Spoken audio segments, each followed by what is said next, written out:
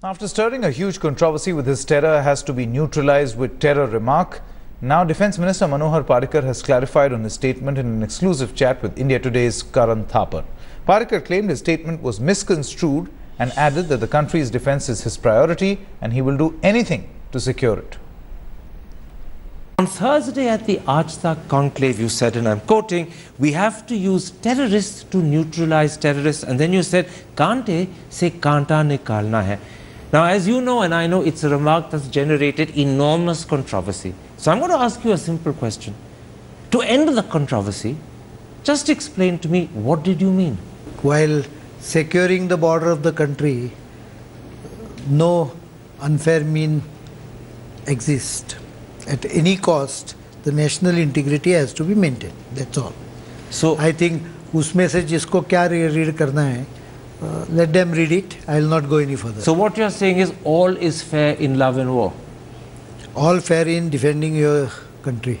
So one can go to any extent to defend your country. Obviously, your country has to defended at any cost.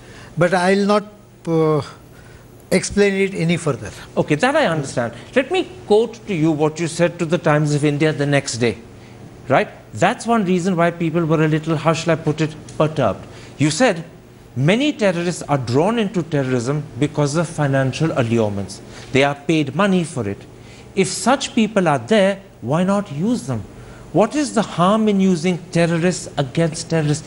To many, this sounds as if you're supporting Indian state-sponsored terrorism. Absolutely no. So that conclusion is wrong. You can employ people gainfully. They will not be drawn there. Neutralization ka matlab bhi, the meaning of neutralization, I had made it very clear, it does not mean you kill a person. Neutralizing means make him ineffective.